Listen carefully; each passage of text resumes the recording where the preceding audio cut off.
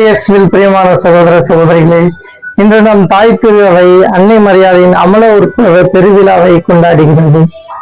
அன்னை மரியாதையின் அமல உற்பவ பெருவிழாவில் இருந்து இரண்டு முக்கிய பாடங்களை நாம் கற்றுக்கொள்ளலாம். முதலாவதாக, அன்னை மரியாள் தூய்மையாக விளங்கினார். அன்னை மரியாள் கடவுள் தன் மகனை இந்த பூ உலகிற்கு அனுப்பும் போது ஒரு சிறந்த பாத்திரத்தை தேர்ந்தெடுக்க ஆசைப்பட்டார். அதுதான் அன்னை மரியாள்.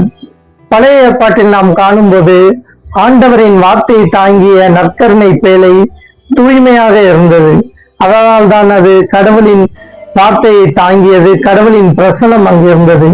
புதிய ஏற்பாட்டில் அதை போல் விளங்கியவர் தான் அன்னை மரியாள். அன்னை மரியாள் மேலும் அருள் நிறைந்தவராய் விளங்கினார்.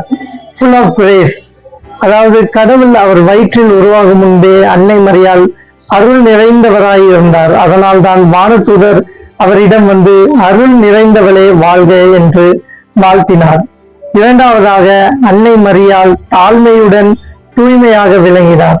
நாம் செய்யும் பாவங்கள் தான் நம்மை கடவுளிலிருந்து பிரிக்கிறது. நாம் எப்போது தூய்மையாக விளங்குகிறோமோ அப்போது நாம் கடவுளோடு ஒன்றித்திருப்போம், அவரது அரியணையில் நாம் இருப்போம்.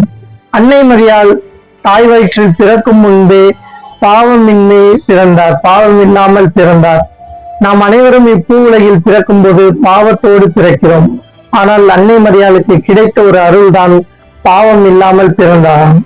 அவர் இறுதி வரையும் பாவம் இல்லாமல் இருந்ததால் தான் கடவுள் அவரை அனைத்து புனிதர்களுக்கு மேலாக உயர்த்தினார். எனவே நாமும் நம் வாழ்வில் அன்னை மரியாளை போல பாவம் இல்லாமல் வாழ்வோம், கடவுளுக்கு சிறந்த மகனாகவும் மகளாகவும் விளங்குவோம். ஆமென்.